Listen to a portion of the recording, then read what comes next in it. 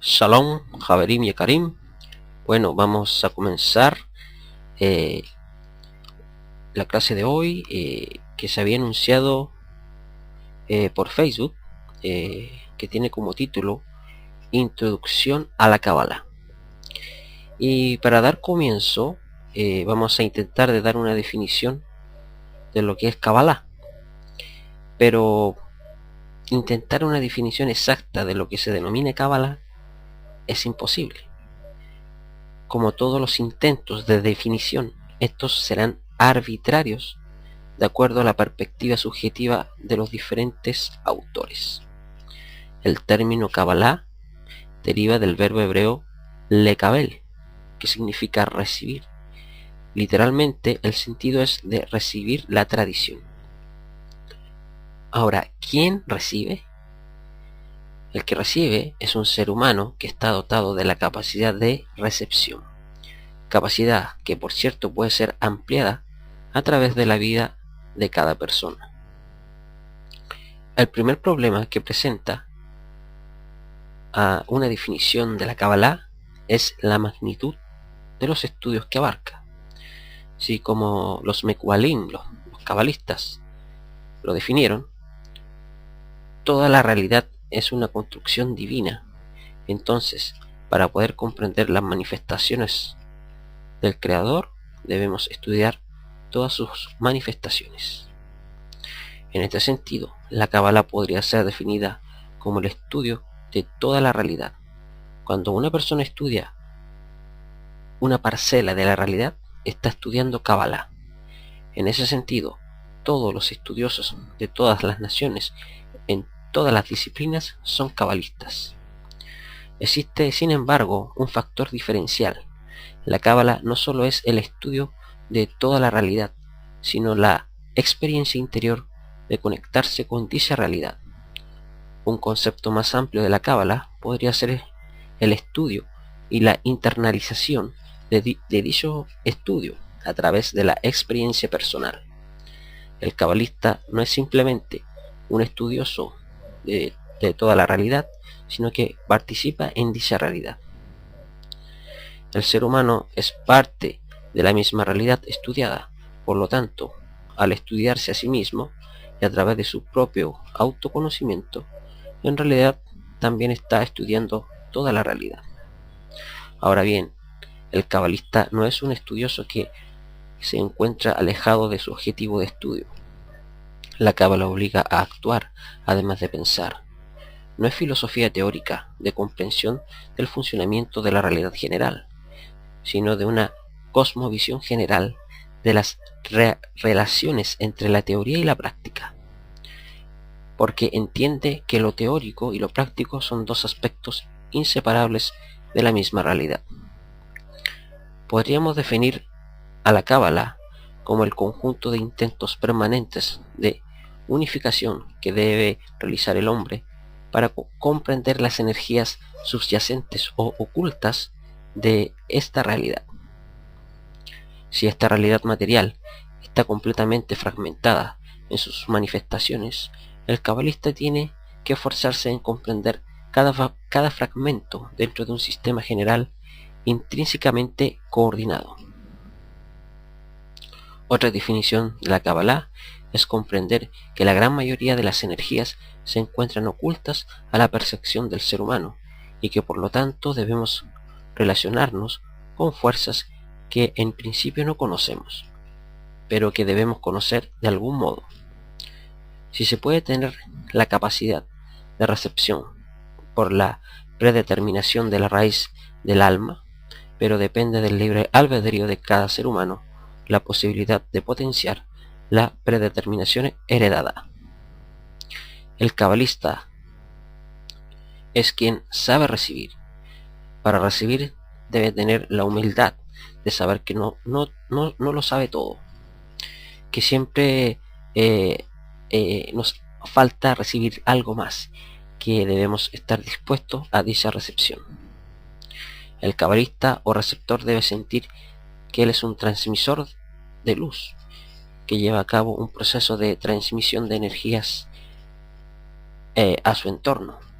Sabemos que el rabí o maestro de Torah enseña a establecer una relación rabí y discípulos, pero el mekubal, el cabalista, siempre es un talmid, o sea, siempre es un aprendiz o alumno. El alumno siempre se inicia en nuevas enseñanzas. Por ese motivo es iniciado en los misterios de la Torá, y como la Torá representa toda la realidad, tanto la perceptible como la oculta, entonces el mekubal, el cabalista, siempre es un iniciado, siempre tiene sed de avanzar más allá de lo que tiene. El rabí enseña a sus alumnos, el mekubal aprende del Ein Sof, de la luz infinita. Al aprender del Ein Sof, que es Hashem mismo, puede enseñar a otros de acuerdo a los niveles a los que ha llegado, siendo el Ein Sof el verdadero rabí o maestro de toda la realidad, el único rabí de toda la realidad. Todos los hombres somos discípulos del Ein Sof. El cabalista sabe que mientras más energía pueda captar o recibir desde el Ein Sof, mayor luz puede otorgar a sus discípulos. El mekubal enseña lo que sabe, transmite un saber superior y oculto que se encuentra escondido detrás de la realidad material dentro de esa misma realidad. Quiero exponer, Javerín, una definición interesante de un autor, Jaime Feldman, que intenta definir la naturaleza de la Kabbalah, y lo haré citando literalmente sus palabras. Él dice: el misticismo, o sea la Kabbalah, quiere, como dijimos, dar una explicación acerca del secreto de la existencia, del creador y de la creación, y contestar los interrogantes de la vida, su meta y sus fines en relación con el universo. Se propone que la mente humana llegue a captar los efectos arcanos de la obra de la creación, que entienda este mundo como originado por Dios, su fuente, y define el rol del hombre en la tarea de su perfeccionamiento. Se acostumbra, Javerín, a ubicar a la Cábala en el campo de la filosofía religiosa, pero a diferencia de la filosofía, que es teórica y cuya exposición sigue solo el razonamiento, la Cábala implica un sentimiento y su área se encuentra íntimamente vinculada al corazón de los que la abrazan esta disciplina. La Cábala llega a la profundidad psicológica de quienes la profesan y une intuitivamente al hombre en comunión con Elohim. El filósofo, a través de su filosofía, puede alejarse del mundo para estudiarlo. Por lo tanto, el exterior constituye su objeto de estudio. El psicólogo puede alejarse de sí mismo para tratar al ser humano como el objeto de estudio. En cambio, para el mekubal, el cabalista, la relación sujeto-objeto queda destruida, ya que no puede mirar desde afuera, sino que debe mirar desde adentro. El mismo ser humano se encuentra dentro del sistema general de la creación, y al estudiar la creación, no estudia algo aislado de sí mismo, ni a sí mismo como un elemento externo, sino a sí mismo en conexión con la realidad general. En la Cábala no existe subjetividad ni objetividad, ya que todo es lo mismo. No existe lo interior ni lo exterior, no existe lo femenino ni lo masculino. Para el cabalista existe un Ein Sof, que unifica los supuestos opuestos de esta existencia.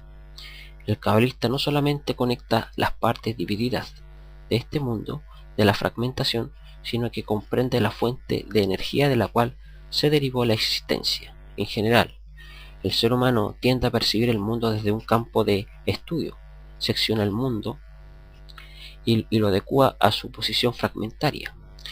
El cabalista comprende que toda su perspectiva es subjetiva y fragmentaria, y que las perspectivas de los demás también son fragmentarias, y desea unir dichas fragmentaciones, no para reconciliarlas teóricamente, sino buscando una unificación práctica. Para el cabalista, esta realidad aparente, aunque real en este nivel inferior, esconde energías ocultas que no podemos percibir. por lo que el trabajo del ser humano es intentar de percibir las energías fundamentales que se ocultan detrás de la materialidad. La materia, aunque necesaria en este mundo, es para el cabalista un velo que esconde otra realidad. Es más, el cabalista sabe que todos los niveles revelados ocultan niveles secretos que no podemos ver. En definitiva, mientras más profunda sea la percepción, mejor podremos comprender el funcionamiento de la vida y su sentido. Existen verdades ocultas no reveladas que tienen una fuerza mayor para la posible comprensión de la existencia. Quizás, Javerín, algunos tengan un concepto errado de lo que es la cábala, por mucha ignorancia. Algunos dicen que la cábala es metafísica, que es nueva era, que es esoterismo o masonería. Esto sucede al desconocer en gran manera la cultura de nuestro pueblo. La Torá y nuestra tradición aclaran que Moshe Kibel Torá mi Sinaí. Moshe recibió la Torá en el Sinaí. La raíz de la frase Kabbalah es lekabel y está vinculada con esto, con recibir el mensaje de la Torá. Kabbalah sin Torá no es Kabbalah. Cuando a la Kabbalah se le quita la Torá, crean esoterismos y doctrinas contrarias a estas. Por ejemplo, como el cristianismo tomó los Kitbet Talmidim Rishonim, los escritos de los primeros discípulos, que se le llama comúnmente Nuevo Testamento. Él tomó estos escritos judíos, pero le quitó la Torá. Y como consecuencia, se crean religiones, sectas, cultos y doctrinas ajenas al pueblo de Israel, ajenas a la Torá y a los profetas. Ahora, ¿acaso lo que se le llama comúnmente Nuevo Testamento es malo o pagano porque lo usen los cristianos, romanos evangélicos? En ninguna manera. Sabemos pues que ha sido manipulado, descontextualizado, al igual que la Cábala. Cuando uno lee el Tanaj, lo que comúnmente se le llama Antiguo Testamento, aunque ese no es su nombre, cuando uno lee el Tanaj, la Biblia hebrea, no todo es literal lo que se encuentra allí. Es un error de grueso calibre creer que es así, si no tendríamos muchas incongruencias y errores en su interpretación. Para ello, no cabrían en cientos de hojas los ejemplos que se podrían dar con respecto a la Kabbalah. Por ejemplo, cuando un Naví, un profeta de Israel, recibía, o sea, Kabbalah, un mensaje del Eterno, lo hacía por visiones, sueños, que éste debía interpretar y transmitir al pueblo. Eso es Kabbalah, es recibir, interpretar y transmitir. Es sabiduría y conocimiento de la Torá. Toda interpretación de la Torá que vaya desde lo literal hasta lo oculto tiene como propósito recibir, o sea, Kabbalah, el mensaje del Creador que está en nuestra Tanaj. Incluso nuestro Mashiach, Yehoshua ben Yosef Minasrat, vino a revelar los secretos, lo oculto, como algunos habrán leído en los Kitbet Talmidim Rishonim, los escritos de los primeros discípulos. Por ejemplo, en el lenguaje de la escritura que se usa en el llamado Evangelio de Juan, no es nada literal en su primer capítulo. ¿Y qué diríamos del libro Hitgalut Yehoshua HaMashiach, revelación de Yehoshua HaMashiach, que se conoce comúnmente como el libro de Apocalipsis? ¿Y qué diríamos del libro de Daniel? ¿Cómo interpretaríamos estos textos? ¿Con hermenéutica o exégesis cristiana? ¿O con los métodos y contextos hebreos? Peshat, Remes, Drash, Sot. Como algunos de ustedes saben, Peshat, Remes, Drash, Sot son niveles, ¿ya? Son herramientas que se usan para poder dar una correcta interpretación de las escrituras. Peshat es cuando uno uno lee lo literal, lo narrativo de las escrituras. Este es el primer nivel de interpretación. El remes es alusión de un pasaje de algún versículo de las escrituras con otro pasaje. El drash es la conclusión espiritual del mensaje de las escrituras. El sot es lo secreto, lo oculto, lo que no se puede percibir literalmente en las escrituras. Más adelante vamos a compartir sobre estos niveles de interpretación o exégesis hebrea. El valor numérico de la palabra Kabbalah en hebreo es 137. Ahí podemos ver en la palabra Kabbalah las letras Kuf, que vale 100, Bet, que vale 2, Lamet, que vale 30, y la letra G, que vale 5. Sorpresivamente, este es uno de los números más importantes hoy en día en la física moderna, y me refiero al valor numérico de la palabra Kabbalah, que es 137. Como número puro y sin dimensiones, ¿a qué me refiero sin dimensiones? Significa que este número no es una medida de ninguna cantidad, como por ejemplo distancias que se miden en metros, o tiempo que se mide en segundos, o energías que se miden en julios, etc. O la relación entre unidades como velocidad, que es metros por segundo, etc. Es conocido como el inverso de la constante de la estructura fina y expresa una importante propiedad del espacio en relación a la creación. 137 es el valor de la suma de dos palabras muy importantes que se relacionan con la Kabbalah, a saber, Jotma, que es sabiduría, y Nepuá, que es profecía. Sabiduría, su valor numérico es 73. Está compuesta de las otot, o las letras hebreas, Het, Kaf y Mem, y He. La Het vale 8, la Kaf vale 20, la Mem vale 40 y la G vale 5. Y profecía, que en hebreo es Nebuá, su valor numérico es 64. Está compuesta de las letras Num, que vale 50, Bet, que vale 2, Bab, que vale 6, Aleph, que vale 1, y la G, que vale 5. La Cábala puede ser entendida entonces como la unión o el matrimonio de ambos conceptos, a saber, sabiduría y profecía, Jotma y Nebuá. Históricamente, la Cábala evolucionó de la tradición profética que existió en el judaísmo hasta la época del segundo Bet Hamikdash, el segundo templo, comenzando en el cuarto siglo antes de la era común. Aunque luego el espíritu profético que residió en los Nevi'im, en los profetas de Israel, continuó sobrevolando sobre el pueblo de Israel, ya no se manifestó en forma directa. En cambio, el espíritu de sabiduría manifestó lo divino en forma de tradición oral.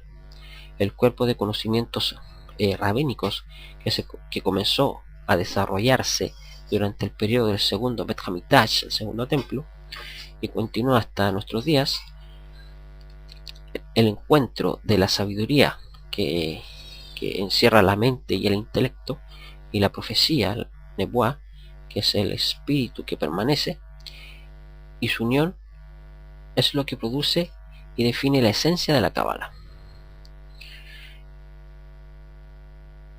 En el esquema conceptual de la Cábala, Jotma, sabiduría, corresponde a la Sefirá de Jotma, sabiduría, conocida por otro lado como el principio, a saber, Abba, padre, y la profecía Nebuá corresponde a la Sefirá de Binah, o sea, de entendimiento, o el principio Ima, la madre.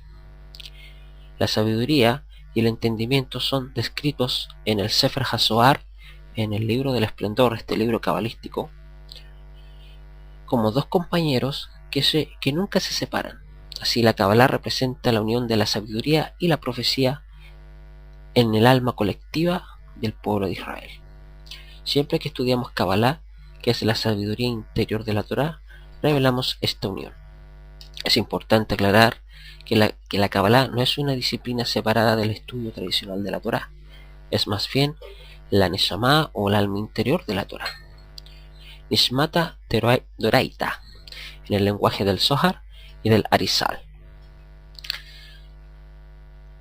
A menudo la unión de estas dos cosas es representada en la Kabbalah como un acrónimo compuesto por sus letras iniciales. En este caso, sabiduría en hebreo comienza con la letra Het y profecía comienza con la letra Nun. Forman la palabra hebrea Gen, que significa gracia, en sentido de belleza. Gracia se refiere en particular a la belleza simétrica, es decir, el tipo de belleza que percibimos en la simetría. Esta observación está ligada al hecho de que la sabiduría interior de la Torá, a saber la Kabbalah, es conocida como Hotmat Ahen, que podríamos traducirla literalmente como la sabiduría de Gen. A su vez, Gen es el acrónimo de otras dos palabras, sabiduría oculta, Hotma Nistará. Pero, siguiendo nuestro análisis hasta aquí, la Kabbalah es llamada Gen porque es la unión de la sabiduría y la profecía, Hotma y Nebuah. Ahora, ¿por qué comprende a ambas, sabiduría y profecía?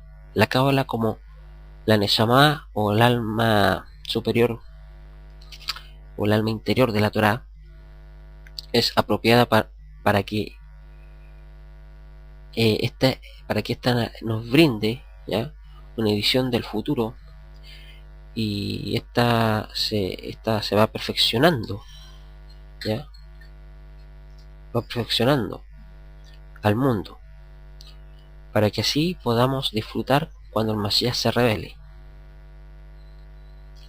El estudio de la Torá nos proporciona a nivel individual y colectivo la conciencia y la fortaleza del carácter necesario para imaginar este futuro y trabajar en pos de él durante las horas de oscuridad más colosales. Muchas veces escuchamos hablar de la Kabbalah, querido Javín, y sus grandes misterios. Sin duda alguna, esta ciencia mística es un camino para lograr comprender el sentido de la vida, la humanidad y el sentido del por qué suceden las cosas en este mundo y en el mundo espiritual. Esta ciencia se ha convertido en un tema tabú para muchas personas, incluso al grado de prohibir el estudio de la Kabbalah en la actualidad. Pero realmente esto surge en base a una desinformación y a una falta de formación. La Kabbalah tiene sus orígenes con Abraham Avinu, Abraham el patriarca, él siendo la cabeza principal de una futura nación y en parte de toda la humanidad. De nuestro patriarca han surgido los más grandes pueblos de la humanidad y a su vez las más grandes religiones, las cuales son causa del alejamiento interno y externo con la fuerza suprema. Cada una de estas religiones busca conectar al ser humano con el universo y darle un sentido a su vida, a veces al grado de dejar de lado la razón, provocando grandes discusiones y diferencias con la ciencia, pues la ciencia busca el raciocinio y la lógica de las cosas, pues la misma ciencia sabe que existen leyes físicas en este mundo. La ciencia de la Kabbalah es de igual manera el estudio de leyes espirituales, el camino a la sabiduría y revelación del oculto. Por eso mismo la Kabbalah, que viene del verbo lekabel, que significa recibir, nos muestra la manera de recibir todo, pero de la manera correcta. La Kabbalah, por ser una ciencia tan exacta en conocimiento, se corre el riesgo que muchas personas sin el conocimiento necesario, pero sobre todo sin la pureza del alma, y sus acciones sean confundidas por el cabalista auténtico. Por ello nos advierte la Torá: cuando surgiere en medio de ti profeta o quien soñare sueños, o te ofreciere signos o prodigios, y viniera a suceder el signo o prodigio que te había hablado, diciendo: vamos en pos de dioses y otros, de quienes nos has conocido, y adorémoslos, no habrás de escuchar las palabras del profeta aquel, o de aquel quien soñare sueños, pues está sometido a prueba a Adonai vuestro Elohim, a vosotros, para saber si vosotros amáis a Adonai vuestro Elohim con todo vuestro corazón y con todo vuestro ser.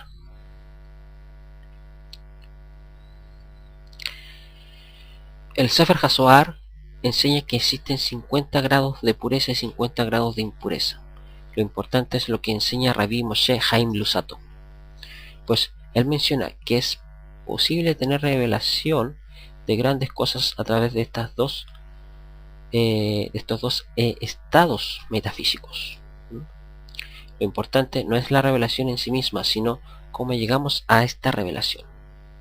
Cuando Hashem ordena a Abraham a salir de la casa de su padre a una nueva tierra, la Torá nos deja ver un misterio en la palabra Lech Lecha, pues su valor, el valor de esta es 50 y 50, lo cual nos muestra los dos caminos, los cuales mencionamos anteriormente, a saber, pureza e impureza. Ya que entramos un poco en el tema de los números, en la gematría, es importante mencionar que la palabra Kabbalah tiene el valor numérico de 137, como dije anteriormente, lo cual nos permite ver que en el mundo del Drash esta se puede componer de Jotma, sabiduría, la cual vale 73, y Nebuá, profecía, la cual equivale a 64. Si permutamos las letras de la palabra Jotma, podemos leer la frase Koachma. ¿El poder de qué? El poder de recibir la Nebuá, la revelación. Ese gran poder nos otorga la Kabbalah.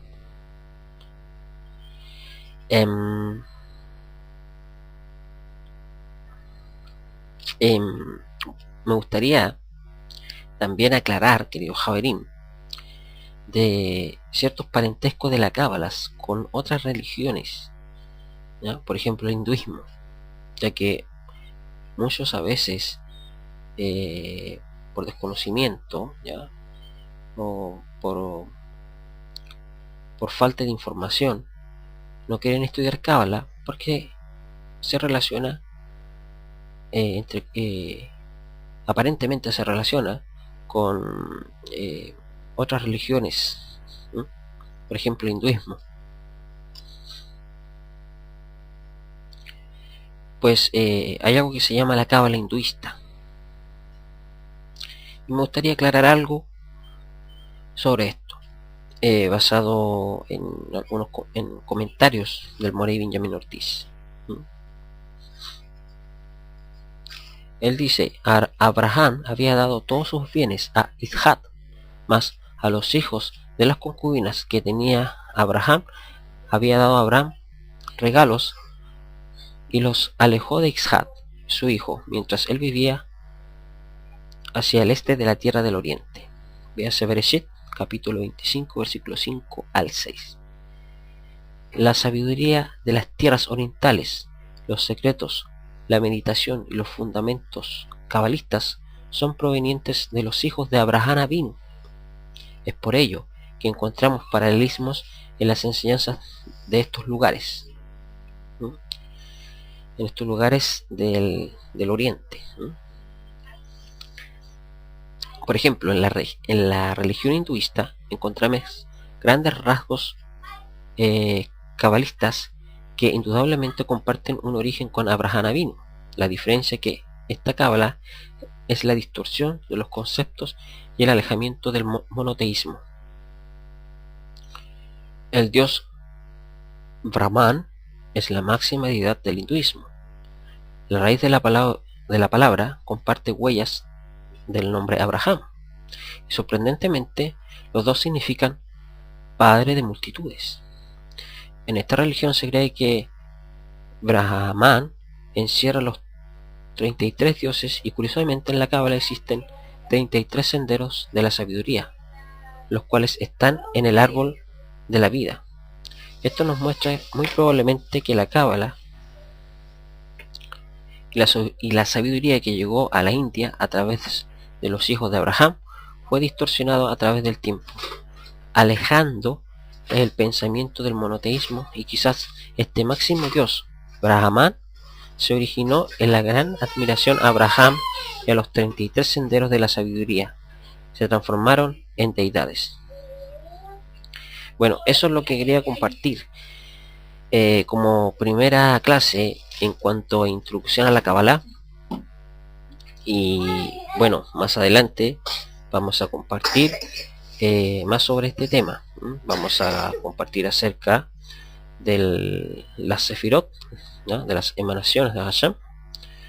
Vamos a compartir sobre los 72 nombres de Elohim, del Eterno, bueno, y muchas cosas más con respecto a la sabiduría interna de la Torah, a saber, la Cábala. Bueno, querido Javirín, me despido. Su hermano Mashiach, el hermano Mijael, que Hakadosh Baruj Hu les bendiga, les guarde, y nos vemos en la próxima convocación aquí en esta sala, alumnos de Rabbi Joshua ben Yosef Minaserat, aquí en Palta. Shalom Lehulam.